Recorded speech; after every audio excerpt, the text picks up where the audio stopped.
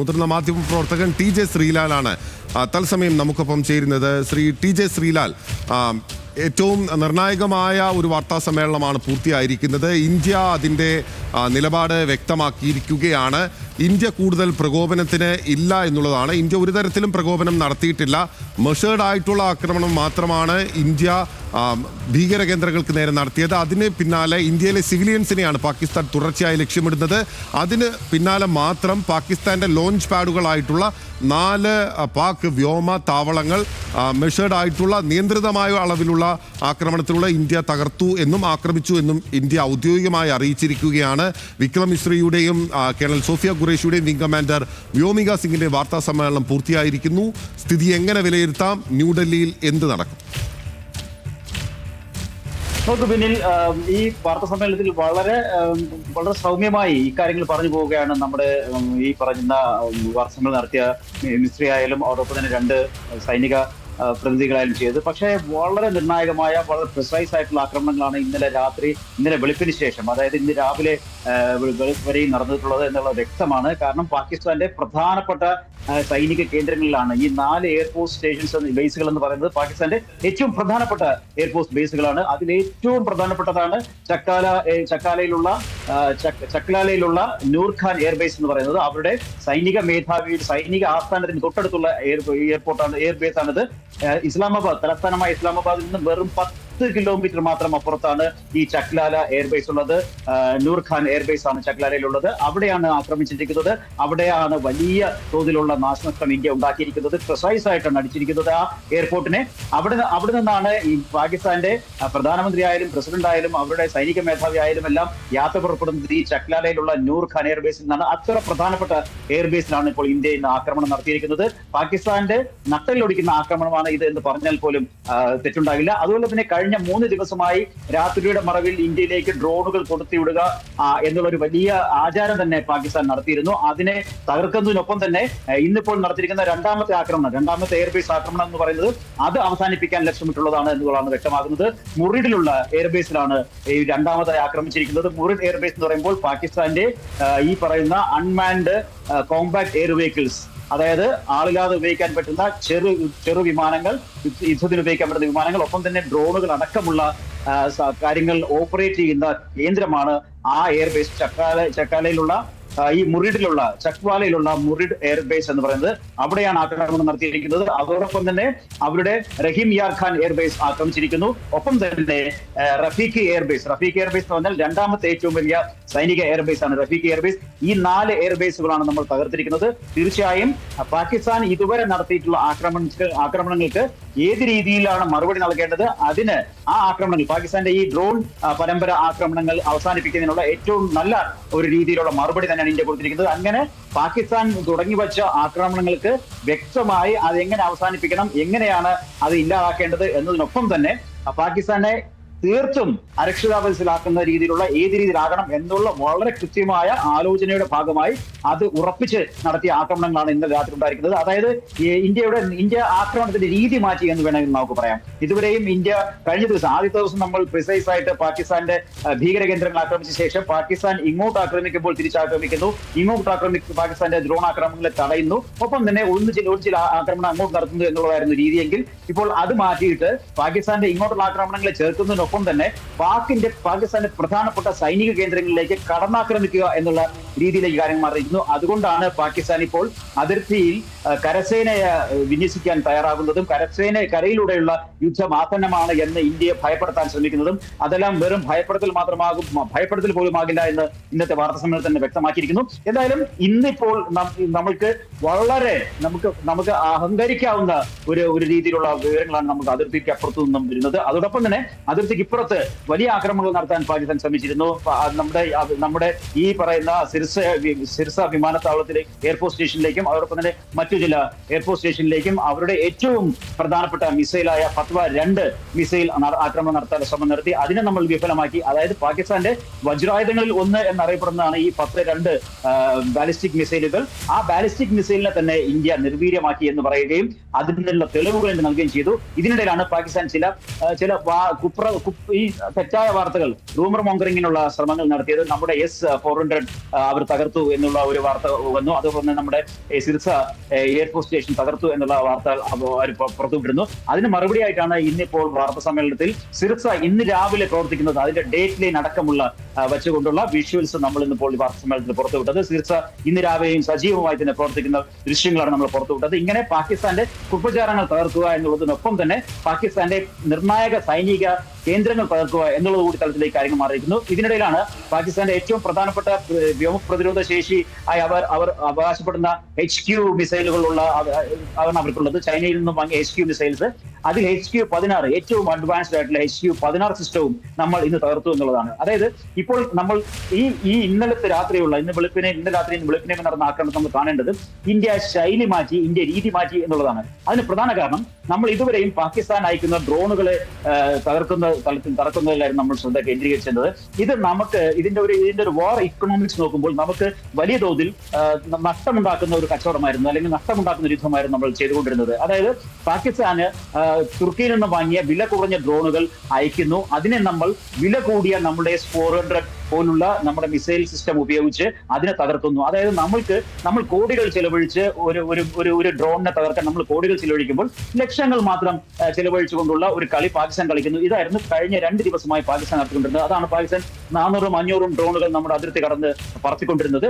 ഈ സംവിധാനം മുന്നോട്ട് പോയാൽ അതിന്റെ ഈ വാർ എക്കണോമിക്സിൽ ഇന്ത്യക്ക് കാര്യമായ ഗുണമുണ്ടാകില്ല എന്ന് തിരിച്ചറിഞ്ഞുകൊണ്ടുള്ള നടപടിയാണ് ഇപ്പോൾ ഉണ്ടായിരിക്കുന്നത്. അതാണ് പാകിസ്ഥാന്റെ നിർണായക കേന്ദ്രങ്ങളിൽ പാകിസ്ഥാന്റെ നെറുകയിൽ അടിക്കുക എന്ന രീതിയിലുള്ള നിർണായകമായ നടപടി ഇന്നലെ രാത്രിയും ഇന്ന് വെളുപ്പിനുമായി ഇന്ത്യ സ്വീകരിച്ചത്.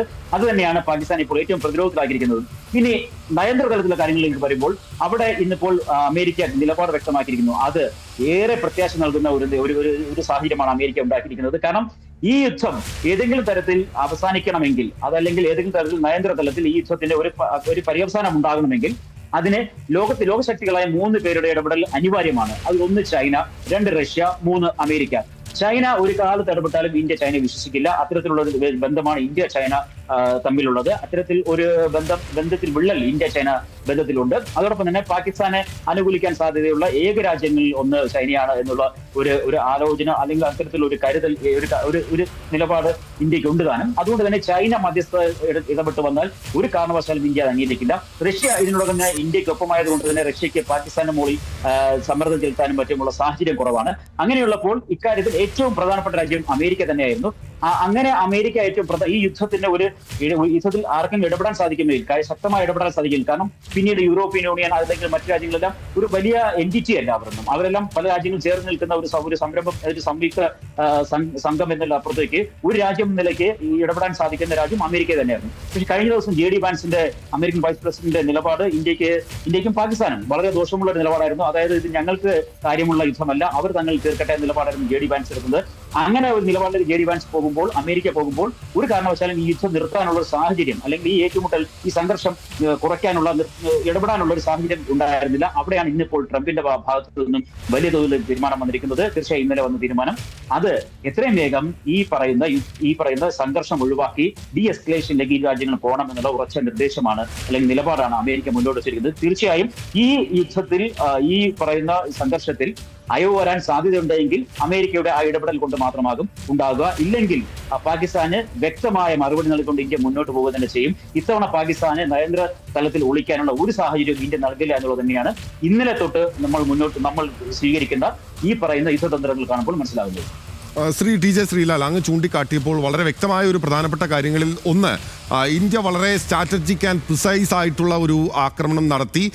ഇന്ത്യക്ക് കനത്ത രീതിയിൽ ഇന്ത്യയുടെ രാത്രികളെ പകലുകളാക്കുന്ന വിധത്തിൽ, ഉറക്കമുളപ്പിക്കുന്ന വിധത്തിലുള്ള ഡ്രോണുകൾ അയക്കുന്ന പാകിസ്ഥാന്റെ ശ്രമങ്ങളെ തകർക്കുന്നതിന് വേണ്ടിയിട്ടാണല്ലോ ഈ പ്രധാനപ്പെട്ട വ്യോമ താവളങ്ങളെ തന്നെ ഇന്ത്യ വളരെ കൃത്യമായി ആക്രമിച്ചത്. നോക്കൂ, നമ്മുടെ ഒരു ഇന്റലിജൻസ് സംവിധാനത്തിന്റെ വളരെ കൃത്യമായ വിവരശേഖരണം, എത്രത്തോളം ഡേറ്റ ഇന്ത്യയുടെ സൈന്യത്തിന്റെ കയ്യിൽ ഉണ്ട്, എത്രത്തോളം വിവരങ്ങൾ ഉണ്ട് എന്നുള്ളതിന്റെ കൃത്യമായ തെളിവുകളാണല്ലോ ഇപ്പോൾ ഈ ആക്രമണം നേരത്തെ പ്രധാനപ്പെട്ട ഒന്ന് ചക്ലാലയിലുള്ള ഈ വിമാനത്താവളമാണല്ലോ, നൂർഖാൻ എയർബേസ് ആണല്ലോ.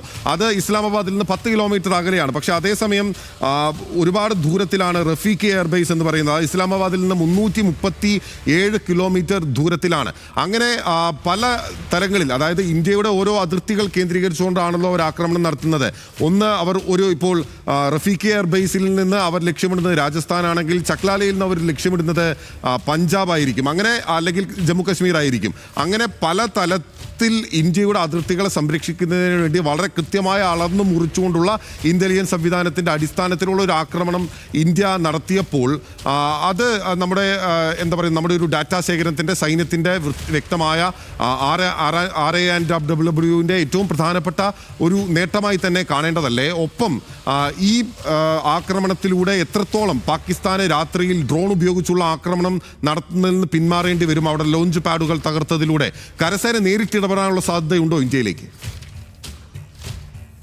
നോക്കൂ, കരസേന ഇടപെടേണ്ട സാഹചര്യത്തിലേക്ക് കാര്യങ്ങൾ എത്തില്ല എന്നുള്ളത് തന്നെയാണ് എല്ലാവരും പ്രതീക്ഷിക്കുന്നത്. പക്ഷേ കരസേന സജ്ജമാണ് എന്ന് ഇന്നിപ്പോൾ നമ്മുടെ വാർത്താ സമ്മേളനത്തിൽ സൈനിക വക്താക്കൾ വ്യക്തമാക്കി കഴിഞ്ഞു. കരസേന തുടക്കം മുതൽ സജ്ജം തന്നെയാണ്. ഇന്ത്യ ഈ യുദ്ധത്തിന്, ഈ സംഘർഷത്തിൽ ഏത് തലത്തിൽ നേരിടാൻ ഇന്ത്യ തുടക്കം മുതൽ തയ്യാർ തന്നെയായിരുന്നു. എല്ലാ ആലോചനകൾക്കും അപ്രശേഷമാണ്. കാരണം 15 ദിവസം എടുത്തു ഇന്ത്യ ആദ്യ പ്രതികരണത്തിന്. ആ 15 ദിവസം കൊണ്ട് ഇന്ത്യ എങ്ങനെയാകണം ഈ പറയുന്ന പാകിസ്ഥാനുമായിട്ടുള്ള ഇത്തവണത്തെ ഒരു എൻഗേജ്മെന്റ്, ഒരു പാകിസ്ഥാനെ ഒരു നിലത്ത് നിർത്തണമെങ്കിൽ ഏത് തരത്തിലുള്ള നടപടികളാണ് വേണ്ടതെന്ന് വ്യക്തമായ ഒരു വാർ പ്ലാനോടെ തന്നെയാണ് ഇന്ത്യ ഇത്തവണ ഇറങ്ങിയിരിക്കുന്ന ഒരു സംശയമില്ല. എല്ലാ കാലത്തും അങ്ങനെ തന്നെയാണ്. പക്ഷെ ഇത്തവണ അതിന് കുറച്ചുകൂടി നമ്മൾ ഈ പറയുന്ന ബാലാക്കോട്ട് ആക്രമണത്തിൽ അതൊരു ടൈം സെറ്റിൽമെന്റ് എന്ന നിലയ്ക്കുള്ള ഒരു ആക്രമണമായിരുന്നു. തുടക്കത്തിൽ അങ്ങനെ തന്നെയായിരുന്നു. അവിടെയാണ് നമ്മുടെ വിമാനം അപ്പുറത്തേക്ക് പോവുകയും ഒക്കെ നമ്മുടെ പൈലറ്റ് അഭിനന്ദൻ അവിടെ വീഴുകയൊക്കെ ചെയ്തത്. അതുകൊണ്ട് തന്നെ അത് നിന്ന് പോവുകയായിരുന്നു. പക്ഷെ ഇത്തവണ അത്തരത്തിൽ നമ്മൾ പിൻവാങ്ങുന്ന തലത്തിലേക്കുള്ള, അല്ലെങ്കിൽ നമ്മൾ പ്രതിരോധത്തിലേക്ക് പോകുന്ന ഒരു തലത്തിലുള്ള നടപടി ഉണ്ടാകരുത് തുടക്കം തൊട്ട് തന്നെ ഉണ്ടായിരുന്നു. അതുകൊണ്ടാണ് നമ്മൾ ഈ ആദ്യ ദിവസം നമ്മൾ പാകിസ്ഥാന്റെ തീവ്രവാദ കേന്ദ്രം ആക്രമിക്കുമ്പോൾ അതിർത്തിക്ക് ഇപ്പുറത്തു നിന്ന് മാത്രമുള്ള ആക്രമണങ്ങൾ നമ്മൾ നടത്തിയത്. അത് തന്നെ കൃത്യതയാർന്ന മിസൈൽ ഉപയോഗിച്ചുള്ള അതിർത്തിക്ക് ഇപ്പുറത്തുനിന്നുള്ള ആക്രമണം. ഒരു കാരണവശാലും നമ്മുടെ ഒരു വിമാനമോ അല്ലെങ്കിൽ ഒരു പൈലറ്റോ കഴിഞ്ഞ തവണത്തെ പോലെ പാകിസ്ഥാൻ മണ്ണിൽ വീഴരുത് എന്നുള്ള നിർബന്ധ ബുദ്ധിയോടെ അത്ര പ്ലാൻ ചെയ്ത് നടത്തിയ ഒരു ആക്രമണമായിരുന്നു ആദ്യ ദിവസം ഉണ്ടായത്. രണ്ടാമത്തെ ദിവസം നമ്മൾ ലാഹോറിലുള്ള പാകിസ്ഥാൻ രഡാർ സംവിധാനം തകർക്കുന്നു. ഒപ്പം തന്നെ പാകിസ്ഥാൻ ഇന്ത്യയിലേക്ക് അതിർത്തിയിലേക്ക് അയച്ച മുഴുവൻ ഡ്രോണുകളെയും നിലത്ത് വീഴാൻ നിർവീര്യമാക്കുന്നു. അത് ഞാൻ നേരത്തെ പറഞ്ഞതുപോലെ നിർവീര്യമാക്കിയത് വലിയ സൈനിക വിജയമാണെങ്കിലും നമുക്ക് അതിനകത്ത് ഈ വാർ എക്കണോമിക്സ് നോക്കുമ്പോൾ നമുക്ക് അതിനകത്ത് ചില വലിയ നഷ്ടമുണ്ടാകുന്നു എന്നുള്ളത് കണക്കുണ്ടായിരുന്നു. രണ്ടാമത്തെ ദിവസവും സംഭവിച്ചത് അത് തന്നെയാണ്. പക്ഷെ അവിടെ നിന്നാണ് ഇന്ത്യ നിലപാട് മാറി മുന്നോട്ട് പോകുന്നത്. അതായത് പാകിസ്ഥാന്റെ കൃത്യമായ സൈനിക കേന്ദ്രങ്ങൾ ആക്രമിക്കുക. പാകിസ്ഥാൻ ഈ നിമിഷം പോലും ഇന്ത്യ ഒരു സിവിലിയൻ കേന്ദ്രം ആക്രമിച്ചു എന്നതിന് തെളിവ് നൽകാൻ പാകിസ്ഥാന് കഴിഞ്ഞിട്ടില്ല. പാകിസ്ഥാൻ സാധാരണ അങ്ങനെയുണ്ടെങ്കിൽ പാകിസ്ഥാൻ പുറപ്പുറത്ത് കയറുന്നെന്ന് ലോകരാജ്യങ്ങളോട് ഇത് കൊട്ടിഘോഷിക്കുന്ന ഒരു രാജ്യമാണ്. പക്ഷെ അങ്ങനെ തെറ്റായ വാർത്ത പോലും പ്രചരിപ്പിക്കാൻ പറ്റുന്ന രീതിയിൽ പാകിസ്ഥാൻ ഒരു ഫുട്ടേജോ അല്ലെങ്കിൽ ഒരു വാർത്തയോ പുറത്തുവിടാൻ സാധിച്ചിട്ടില്ല ഇതുവരെയും. അതേസമയം ഇന്ത്യയിലെ കേന്ദ്രങ്ങൾ തകർത്തു എന്നുള്ള വലിയ വ്യാജ പ്രചാരണം പാകിസ്ഥാൻ നടത്തുകയും ചെയ്തു. ആ വ്യാജ പ്രചാരണത്തിന് കൃത്യമായ മറുപടി, അതായത് സിർസയിലുള്ള നമ്മുടെ എയർബേസ് സ്റ്റേഷൻ ആക്രമിച്ചു എന്ന് പാകിസ്ഥാൻ പ്രചരിപ്പിക്കുമ്പോൾ ഇതാ കാണൂ, ഇന്ന് രാവിലെയുള്ള സിർസയുടെ ദൃശ്യങ്ങളാണിത്. സിർസയിൽ രാവിലെ സൈനികർ സല്യൂട്ട് ചെയ്ത് നിൽക്കുന്ന ദൃശ്യങ്ങളാണിത്. സിർസയിൽ രാവിലെ വാഹനങ്ങൾ ഈ അകത്തേക്കും പുറത്തേക്കും, ഈ സൈനിക കേന്ദ്രത്തിന്റെ അകത്തേക്കും പുറത്തേക്കും വാഹനങ്ങൾ പോകുന്ന ദൃശ്യങ്ങളാണിത് എന്ന് നമ്മൾ പറയുകയും, ഒപ്പം തന്നെ പാകിസ്ഥാന്റെ റഹീം യാർ ഖാൻ വിമാന ബേസ് എയർഫോഴ്സ് ബേസ് അടിച്ചു. അതിന് തെളിവിത അവിടുത്തെ റൺവേയിൽ വലിയ ഒരു ഗർത്തം നമ്മൾ ഉണ്ടാക്കിയിരിക്കുന്നു, അത് കാണിക്കുന്നു. അതോടൊപ്പം തന്നെ പാകിസ്ഥാന്റെ മറ്റ് നൂർഖാൻ എയർബേസിൽ ഞങ്ങൾ അടിച്ചതിന്റെ ദൃശ്യങ്ങളാണിത് എന്ന് പറഞ്ഞ് ദൃശ്യങ്ങളടക്കം ഇന്ത്യക്ക് പുറത്തുവിടാൻ സാധിക്കുന്നു. കൃത്യമാണ്. അതായത് പാകിസ്ഥാന്റെ ഏതൊക്കെ കേന്ദ്രങ്ങൾ അടിക്കണം എന്ന് തീരുമാനിച്ച് ആ കേന്ദ്രങ്ങളിൽ ഒരു മിസൈൽ പോലും പാഴായി പോയില്ല, ഒരു മിസൈൽ പോലും വഴിയിൽ വീടില്ല എന്നുള്ളത് വളരെ പ്രധാനപ്പെട്ട കാര്യമാണ്. അവരുടെ തലസ്ഥാനത്തിനടുത്ത് 10 കിലോമീറ്റർ അടുത്ത് അവരുടെ ആർമി ബേസിനടുത്ത് അടിക്കാൻ നമുക്ക് കൃത്യതയാർന്ന രീതിയിൽ സാധിച്ചു എന്നുള്ളത് കൃത്യമാണ്. നമ്മുടെ ഈ ആദ്യഘട്ട യുദ്ധത്തിൽ, അതായത് ആദ്യഘട്ട ഈ യുദ്ധം സമാനമായ അന്തരീക്ഷത്തിലേക്ക് തന്നെയാണ് കാര്യങ്ങൾ എത്തുന്നത്. ആദ്യഘട്ടത്തിൽ നമുക്ക് കൃത്യതയായിരുന്നു അടിക്കാൻ സാധിച്ചു. ഈ 3 ദിവസവും നമുക്ക് അതിന് സാധിച്ചു. നമ്മുടെ ഒരു മിസൈൽ പോലും വഴിതെറ്റി വീടില്ല. നമ്മൾ ഇന്നിപ്പോൾ ബാലിസ്റ്റിക് മിസൈൽസ് ഉപയോഗിച്ചാണ് ഈ പറയുന്ന എയർബേസുകൾ തകർത്തിരിക്കുന്നത്. അടുത്ത് ഇനി ഈ ബാലിസ്റ്റിക് മിസൈൽസ് 5500 കിലോമീറ്റർ വരെ യാത്ര ചെയ്യാൻ പോകാൻ സാധിക്കുന്ന മിസൈലുകളാണ്. നമുക്കിനി ICBMs ഉണ്ട്, ഇന്റർ കോണ്ടിനെന്റൽ ബാലിസ്റ്റിക് മിസൈൽസ് ഉണ്ട്. ഇതെല്ലാം പുറമെ നമ്മൾ മറക്കാതിരിക്കാനുള്ള എടുത്തു പറയേണ്ട മറ്റൊരു കാര്യം കൂടിയുണ്ട്. പാകിസ്ഥാനെ സാമ്പത്തികമായി ഞെരുക്കുന്ന, സാമ്പത്തികമായി പ്രതിസന്ധിയിലാക്കുന്ന നടപടികൾ ഇതിനൊപ്പം തന്നെ ഇന്ത്യ സ്വീകരിക്കുന്നുണ്ട്. പാകിസ്ഥാനിലേക്ക് ഇന്ത്യയിൽ നിന്നും പാകിസ്ഥാന് ഏറ്റവും ചിലവ് കുറഞ്ഞ രീതിയിൽ അവരുടെ അവശ്യ സാധനങ്ങൾ ഇറക്കുമതി ചെയ്തിരുന്ന ഇന്ത്യയിൽ നിന്നാണ്. അട്ടാരി നമ്മുടെ അതിർത്തി വഴി റെയിൽവേ വഴിയുള്ള ചരക്ക് ഗതാഗതമായിരുന്നു പാകിസ്ഥാന് ഏറ്റവും ചിലവ് കുറഞ്ഞ രീതിയിൽ അവർക്ക് കൊണ്ടുപോകും. അങ്ങനെയാണ് 30,000 കോടിയുടെ വ്യാപാരം ഇന്ത്യയും പാകിസ്ഥാനും തമ്മിലുണ്ടായിരുന്നത്. പാകിസ്ഥാൻ നമ്മുടെ 30,000 കോടിയുടെ സാധനങ്ങൾ ഇറക്കുമതി ചെയ്യുമ്പോൾ നമ്മൾ ഇവർ 300 കോടി രൂപയുടെ അവിടുത്തെ റോക്ക് സോൾട്ടും മറ്റുമുള്ള 300 കോടി രൂപയുടെ ഇറക്കുമതിയാണ് നമ്മൾ ചെയ്തിരുന്നത്. പക്ഷേ ഈ 30,000 കോടി രൂപയുടെ ഇറക്കുമതി എന്ന് പറയുന്നത് അവരുടെ അവശ്യ സാധനങ്ങളായിരുന്നു, അവരുടെ ജീവൻ നിലനിർത്തുന്ന അവശ്യ സാധനങ്ങളായിരുന്നു. കാരണം അത് ഏറ്റവും ചിലവ് കുറഞ്ഞ രീതിയിൽ പാകിസ്ഥാൻ ഇറക്കുമതി ചെയ്യാൻ പറ്റുന്നത് ഇന്ത്യയിൽ നിന്നായിരുന്നു. അട്ടാരി അതിർത്തി വഴി റെയിൽവേയിൽ കൊണ്ടുപോകുന്ന ചരക്ക് ഗതാഗതം അത് നിർത്തി ആദ്യം തന്നെ. അത് കഴിഞ്ഞ് പാകിസ്ഥാന്റെ പതാകയുള്ള, പാകിസ്ഥാനിൽ രജിസ്റ്റർ ചെയ്ത, പാകിസ്ഥാന്റെ ഓണർഷിപ്പ് ഉള്ള ഒരു കപ്പലും ഇന്ത്യൻ തുറമുഖത്ത് അടുക്കരുതെന്ന് നിർദ്ദേശം നൽകി. കാരണം പിന്നീടുണ്ടാകുന്ന റെയിൽവേ കഴിഞ്ഞാൽ പിന്നീടുണ്ടാകുന്ന ഏറ്റവും ചിലവ് കുറഞ്ഞ ചരക്ക് നീക്കം എന്ന് പറയുന്നത് കടലിലൂടെയുള്ള ചരക്ക് നീക്കമാണ്. അത് ഇന്ത്യ തടഞ്ഞു എന്ന് മാത്രമല്ല, അറബിക്കടലിൽ ഇന്ത്യൻ നാവികസേന സൈനികാഭ്യാസം തുടങ്ങിയത് തന്നെ ഈ പാകിസ്ഥാന്റെ കറാച്ചി എയർപോർട്ടിലേക്ക് വരുന്ന വിദേശ വെസലുകളെ തടയുക എന്നുള്ള ലക്ഷ്യം കൊണ്ട് തന്നെയാണ് ഇന്ത്യ ഈ പറയുന്ന കറാച്ചി തുറമുഖത്തിൽ നിന്നും 100 നോട്ടിക്കൽ മൈൽ പുറത്ത് ഇന്ത്യ ഈ പറയുന്ന സൈനികാഭ്യാസം തുടങ്ങിയപ്പോൾ പാകിസ്ഥാനും അവരുടെ യുദ്ധക്കപ്പൽ കൊണ്ടുവന്ന് അവിടെ അവരും അതിന് ചെറുത്ത് നിൽക്കാനുള്ള ശ്രമം തുടങ്ങി. ഈ നടപടികൾ കൊണ്ട് ഇന്ത്യക്കുണ്ടായ ഗുണം പാകിസ്ഥാന്റെ പ്രധാനപ്പെട്ട തുറമുഖമായ കറാച്ചിയിലേക്ക് ഈ പറയുന്ന അറബിക്കടൽ വഴിയുള്ള ചരക്ക് ഗതാഗതം നിലയ്ക്കുന്നു എന്നുള്ളതാണ്. ഇങ്ങനെ പാകിസ്ഥാനെ എല്ലാ രീതിയിലും വരിഞ്ഞു മുറുക്കുന്ന നടപടിയാണ്. അത് ഒരു തലത്തിലല്ല. ജലയുദ്ധം ഒരു ഭാഗത്ത് നടക്കുമ്പോൾ കരയുദ്ധം ആയിട്ടില്ല എങ്കിലും കരയിൽ നിന്നുള്ള മിസൈലുകൾ കൊണ്ടുള്ള യുദ്ധം മറുഭാഗത്ത് നടക്കുന്നു, വ്യോമാക്രമണം നടക്കുന്നു. അതോടൊപ്പം തന്നെ കടലിലൂടെയുള്ള ചരക്ക് ഗതാഗതം അടക്കമുള്ള പാകിസ്ഥാന്റെ സാമ്പത്തിക പ്രതിസന്ധിയിലേക്ക് തള്ളിവിടുന്ന രീതിയിലുള്ള നടപടി ഉണ്ടാകുന്നു. ഇങ്ങനെ ഇന്ത്യ ഇത്തവണയുള്ള ഈ പ്രിസൈസ് അറ്റാക്ക് എല്ലാ തലങ്ങളിലും അതിന്റെ ഏറ്റവും വലിയ എടുത്തു പറയേണ്ട ഒരു കാര്യം ഈ എല്ലാ തലങ്ങളിലും ശ്രീലാൽ തുടരുക.